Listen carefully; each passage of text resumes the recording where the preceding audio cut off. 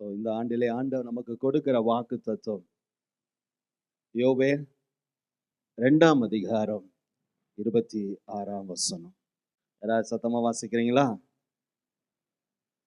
தமிழ்ல வாசிங்க, அதை தொடர்ந்து ஆங்கிலத்திலே நம்ம வாசிக்கலாம்.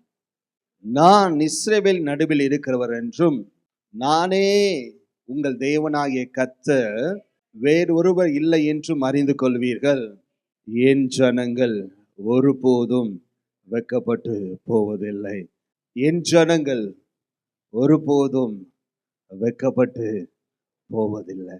இந்த ஆண்டு ஆண்டவர் உங்களை பார்த்து சொல்ல விரும்புகிற வார்த்தை இதுதான்.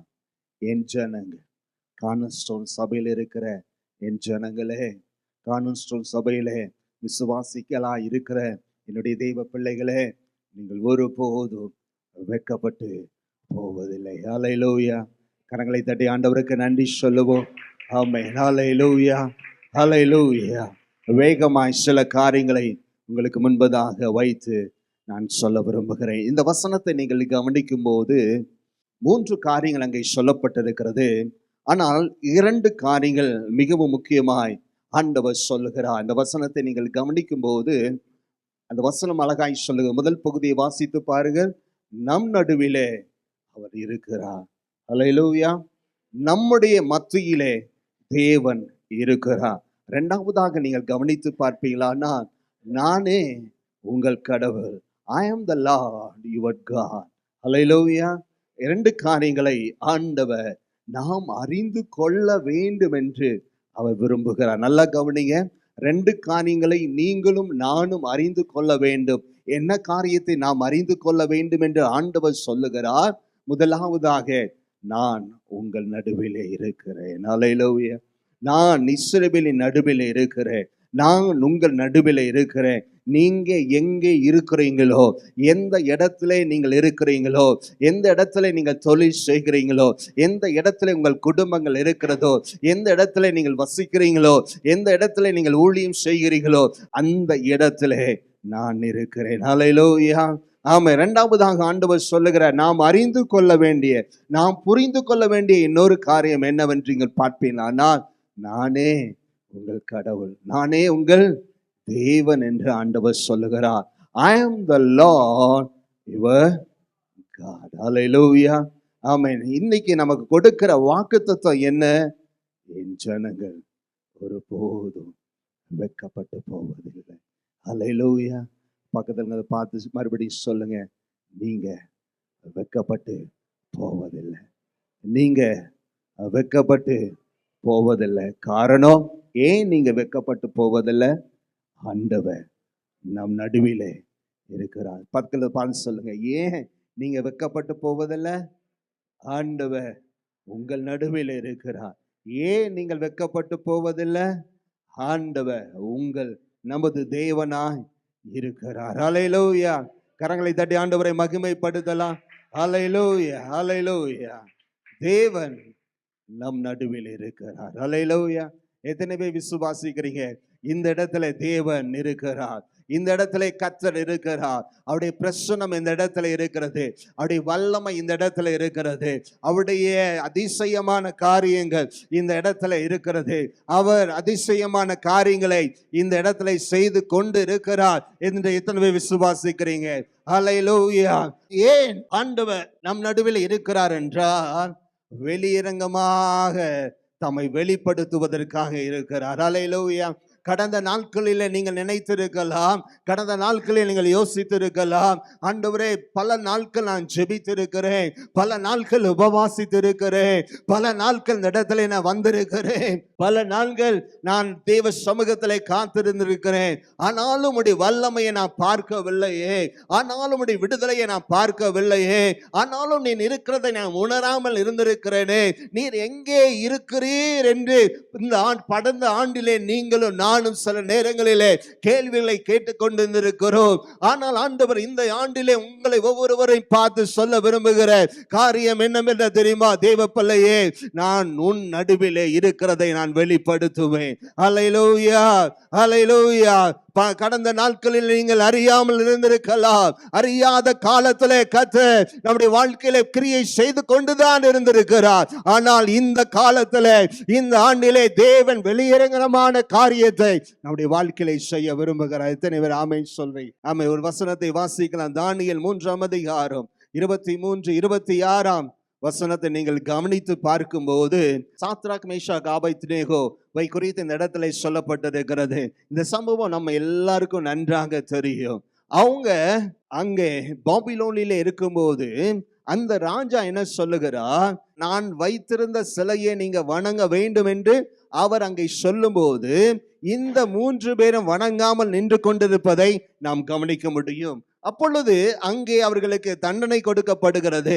அந்த தண்டனை எப்படிப்பட்டதா இருக்கிறது என்றால், தீ சூளையிலே அவங்க எரிந்து விடப்பட வேண்டும் என்று சொல்லுகிற ஒரு பெரிய ஒரு தண்டனையா இருந்ததை நாம் பார்க்கிறோம். அருமையான கர்த்தருடைய பிள்ளைகளே, இப்பொழுது எத்தனை பேர் இருந்தாங்க? அங்க 3 பேர் தான் இருந்தாங்க. ஆனால் அவங்க கூட தெரியாத இன்னொரு நபர் இருந்து கொண்டிருந்தார். அல்லேலூயா. நான் இன்னைக்கு சொல்ல விரும்புகிற காரியம் என்னவென்றால், நீங்கள் அறியாத தெய்வம், நீங்கள் யோசிக்காத காரியத்துல ஆண்டவர் நமக்கு வெளிப்படுகிறவராய் இருக்கிறார். அல்லேலூயா. நீங்க நினைக்கலாம், எங்கே ஆண்டவர் இருக்கிறார், எங்கே தேவனுடைய வல்லமை இருக்கிறது, எங்கே தேவன் கிரியை செய்கிறார், தேவன் இப்படி இருந்தால் இப்படி என்னுடைய வாழ்க்கையில் நடக்குமா என்று சொல்லி நீங்க இன்னைக்கு உட்கார்ந்து இருக்கலாம். நான் உங்களை பார்த்து சொல்லுகிறேன், இவைகளின் நடுவிலும், இந்த போராட்டமான சூழ்நிலையில் நடுவிலும், இந்த கண்ணீரான நிலைமையிலோ, இந்த துயரமான நிலைமையிலோ, கடந்த ஆண்டுகளிலே நீங்க கடந்து வந்த பாதைகளிலோ ஆண்டவர் உங்களோடு கூட தான் இருந்தார். அல்லேலூயா. ஆண்டவர் உங்களோடு கூட தான் வந்தார். உடைய பிரச்சனை நடுவில் அவர் கடந்து வந்தார். உடைய போராட்டங்கள் நடுவில் அவர் கடந்து வந்தார். உடைய தேவைகளின் நடுவிலும் அவரோடும் உங்களோடு கூட இருந்தார். இந்த வசனத்தை நீங்கள் கவனித்து பார்க்கும்போது, அவங்க அக்கினி சூளையிலே போடப்படும் போதுதான் தேவன் அவங்க நடுவில் இருப்பதை பார்க்க முடிந்தது. அல்லேலூயா. ஆமென். ஆமென். இந்த ஆண்டு நீங்க பாப்பீங்க, கர்த்தர் உங்கள் மத்தியில் இருப்பதை பாப்பீங்க. தேவன் உங்கள் நடுவில் இருப்பதை பாப்பீங்க. நீங்க மாத்திரமல்ல, உலகத்தார் பார்ப்பார்கள். அல்லேலூயா. உங்க கூட தேவன் இருப்பத, உங்க கூட தேவன் கிரியை செய்வத, உங்க கூட தேவன் வருவத, உங்க கூட தேவனுடைய வல்லமை வெளிப்படுவத இந்த உலகத்தார் பார்ப்பார்கள். அல்லேலூயா. உங்கள் கண்கள் காணும். அல்லேலூயா. ஒன்றை ஒன்று செய்ய வேண்டும். என்ன செய்ய வேண்டும் என்று நீங்கள் கேட்பீங்களானால், இந்த சாத்ராக், மேஷாக், ஆபேத்நேகோ கர்த்தருக்காக வைராக்கியமா நின்றாங்க. அல்லேலூயா. கர்த்தருக்காக நிற்போம். கர்த்தருக்காக இந்த ஆண்டு முழுவதும் நிற்போம். கர்த்தர் நமக்கு வெளிப்படுவா.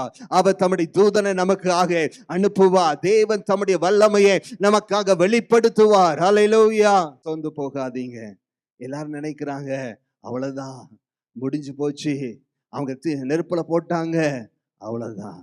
ஆனா ராஜா சொல்லுகிறார், ஏதோ ஒரு மனுஷன் நிற்கிறான். 3 பேர் அல்லவா தூக்கி போட்டோம், 4வது மனுஷன் ஒரு இருக்கிறான். அல்லேலூயா. கர்த்தர் தம்முடைய வல்லமையை வெளிப்படுத்துகிற காலம் இது. உங்க நடுவிலே கர்த்தர் தோன்றுவா. உங்க குடும்பத்திலே கர்த்தர் தோன்றுவா. பிள்ளைகளுடைய வாழ்விலே கர்த்தர் தோன்றுவா. அவர் உங்களோடு கூட இருக்கிறார் என்பதை அவர் உறுதிப்படுத்துவார். அல்லேலூயா. நீங்கள் போகிற இடத்துல நான் உன் கூட இருக்கிறேன் என்பதை கர்த்தர் வெளிப்படுத்துவார். நீங்கள் இருக்கிற இடத்துல கர்த்தர் உங்களை வெளிப்படுத்துவார். அல்லேலூயா. நான் வைராக்கியமா இருப்போமானா ஆண்டவருக்காக பெரிய காரியங்களை செய்ய முடியும். ஆமென். அடுத்த வசனத்தை நீங்கள் கவனித்து பார்க்கும்போது, நான் உங்கள் தேவனாகிய கர்த்தர். ஆண்டவர் என்ன சொல்லுகிறார்? நான் உங்கள் தேவனாகிய கர்த்தர்.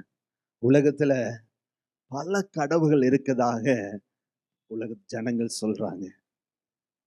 ஆனால் ஆண்டவர் நம்மை பார்த்து என்ன சொல்லுகிறார் தெரியுமா?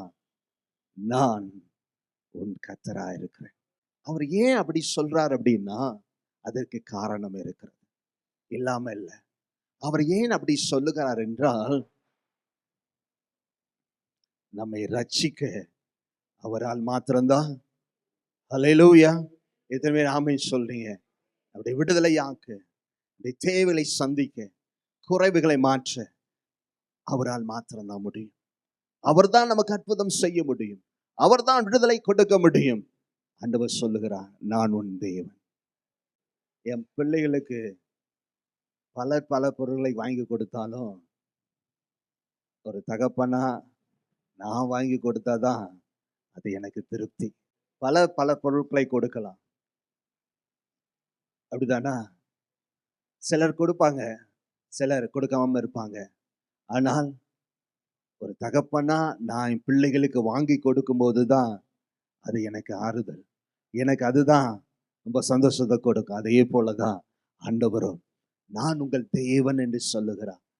தேவன் என்று சொல்லும்போது இங்க நம்ம கவனிக்க வேண்டிய முக்கியமான ஒரு காரியம் இருக்கிறது. அவர் நமக்காக யாவற்றையும் செய்ய முடிக்கிறவர். அவர் நம்முடைய தகப்பனாய் இருக்கிறவர். ஆமென்.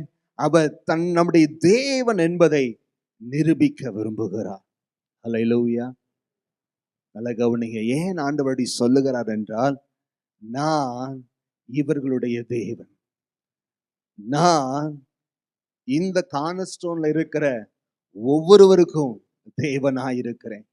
நான் இந்த கார்னர்ஸ்டோன்ல வந்திருக்கிற ஒவ்வொருவருக்கும் அற்புதங்களை செய்கிற தேவனாய் இருக்கிறேன். இந்த இடத்துல இருக்கிற ஒவ்வொருடைய வாழ்க்கையிலும் நான் தேவையை சந்திக்கிற தேவனாய் இருக்கிறேன் என்று ஆண்டவர் சொல்லுகிறார். அல்லேலூயா.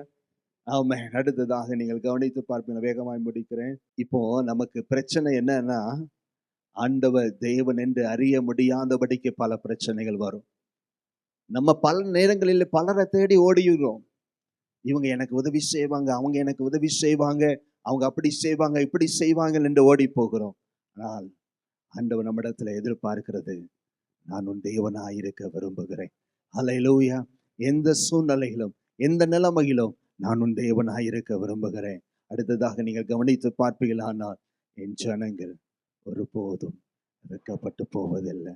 அருமையான கர்த்தருடைய பிள்ளைகளே, நான் சொல்ல விரும்புகிற காரியம் என்ன தெரியுமா? கடந்த ஆண்டிலே நீங்க வெட்கப்பட்டது உண்மைதான். நீங்க பிரச்சனைகளினால, போராட்டங்களினால, வேதனைகளினால, எதிர்பார்ப்புகள் சந்திக்கப்பட முடியாத நிலைமையில நீங்கள் வெட்கப்பட்டது உண்மைதான். நீங்கள் தோல்வி அடைந்தது உண்மைதான். உடைய கண்ணீரான நிலைமைகள் நீங்க வந்தது உண்மைதான். ஆனால் ஆண்டவர் இந்த ஆண்டு சொல்லுகிறார், நீங்க வெட்கப்பட்டு போவதில்லை என்று ஆண்டவர் சொல்லுகிறார். ஒரே ஒரு உதாரணத்தை மாத்திரம் சொல்லி உங்களுக்காக நான் ஜெபிக்க விரும்புகிறேன். எல்லாம் எடுத்துக்கொள்ளலாம். 1 சாமுவேல் 1ஆம் அதிகாரம் 6-7ஆம் வசனத்தை நீங்கள் கவனித்து பார்ப்பீங்களானால், அந்த அன்னாளை குறித்த வேதம் என்ன சொல்லுகிறது? அவள் துக்க முகமாக இருந்தாள், விசனப்பட்டிருந்தாள், மனமகிழ்வா இருந்தாள், அடிந்து கொண்டிருந்தாள். எல்கானா அவளுக்கு ஆறுதல் சொன்னார் என்று சொல்லப்பட்டிருக்கிறது. ரொம்ப அவமானப்படுத்த நிலைமையில, ரொம்ப துக்கப்பட்ட நிலைமையில, ரொம்பவும் வேதனைப்பட்ட நிலைமையில அன்னாள் வாழ்ந்து கொண்டிருந்தாங்க. அவர்களை கணவனாகிய எல்கானா ஆறுதல் படுத்தினார்.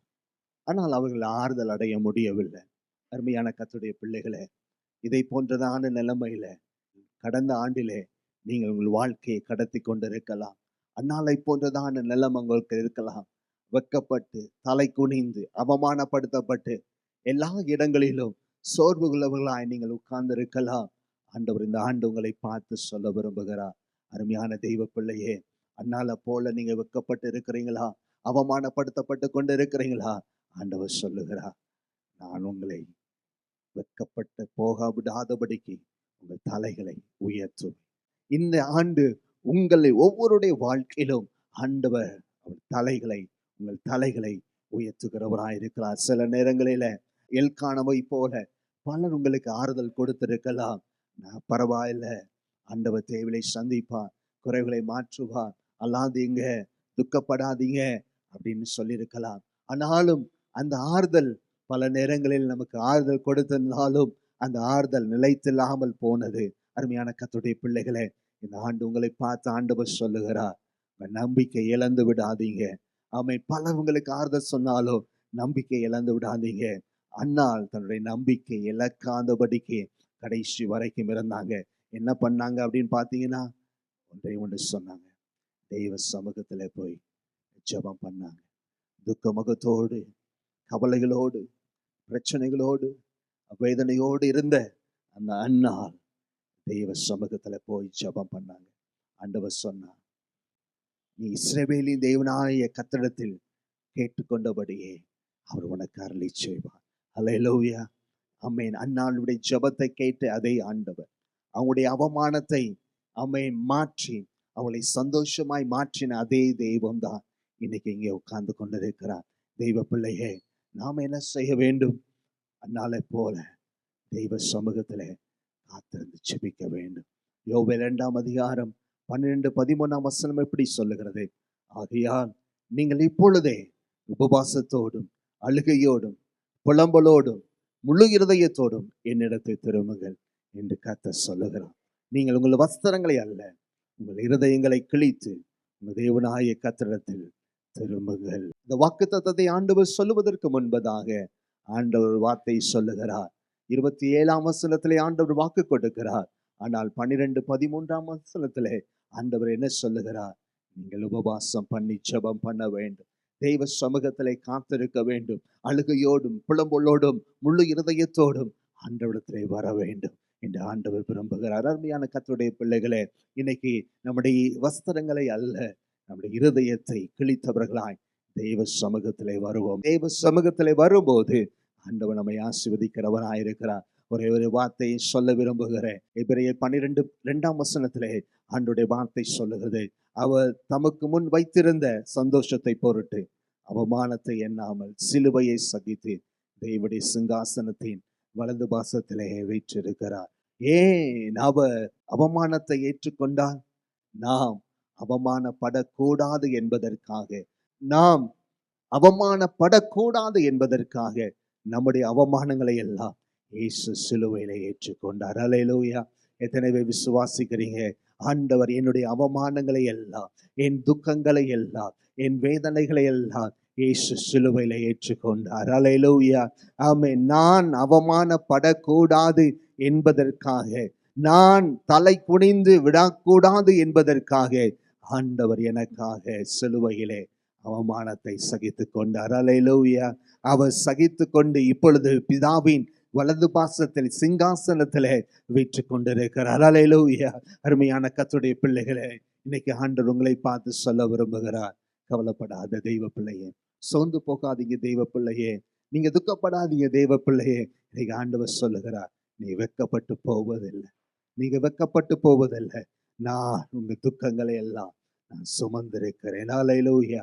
என் ஜனம் ஒருபோதும் வெட்கப்பட்டு போவதில்லை. இந்த ஆண்டு ஆண்டவர் உங்களை பார்த்து சொல்லுகிறார், நீங்க வெட்கப்பட்டு போவதில்லை, உடைய குடும்பங்கள் வெட்கப்பட்டு போவதில்லை, உடைய தொழில்களில் நீங்கள் வெட்கப்பட்டு போவதில்லை, நீங்க எடுக்கிற முயற்சிகளில் நீங்க வெட்கப்பட்டு போவதில்லை.